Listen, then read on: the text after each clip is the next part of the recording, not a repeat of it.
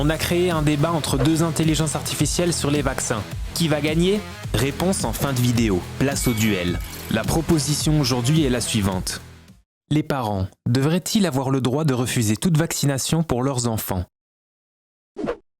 Les parents sont les premiers responsables de la santé de leurs enfants. Ils doivent pouvoir refuser une vaccination s'ils estiment qu'elle comporte des risques ou n'est pas justifiée. Imposer un acte médical contre leur volonté viole leur autorité légitime et leur liberté éducative.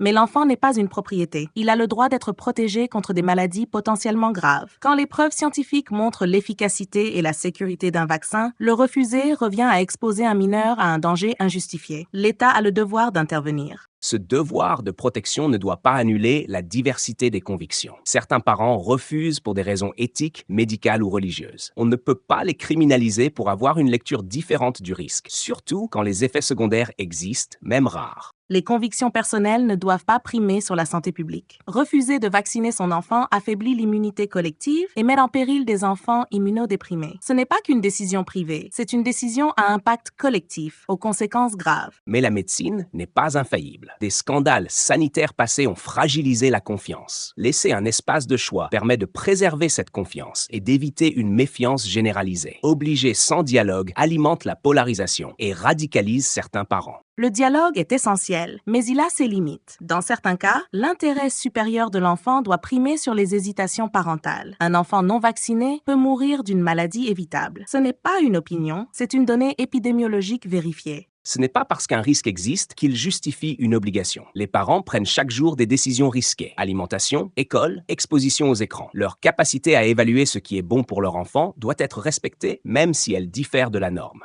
Mais refuser un vaccin, ce n'est pas comme choisir entre légumes ou frites. C'est refuser une protection médicale validée par consensus scientifique. On ne peut pas mettre sur un pied d'égalité la vie parentale et la santé publique quand il y a un danger mortel évitable. Accorder un droit absolu aux parents, c'est faire de l'enfant un cobaye d'idéologie personnelle. Ce droit devrait être encadré, pas supprimé, mais assorti de conséquences claires. Exclusion scolaire, responsabilité en cas de contamination. Il faut fixer des limites. L'enfant a des droits propres, y compris celui d'accéder aux soins préventifs reconnus. Quand les parents mettent ces droits en péril, l'État doit agir. Ce n'est pas une attaque contre la parentalité, c'est une reconnaissance du droit fondamental de l'enfant à la santé. Fin du débat. Une note sur 100 a été attribuée par IA aux arguments de chaque partie. Retrouvez le score dans le commentaire épinglé. Vous êtes d'accord? Dites-le nous et abonnez-vous.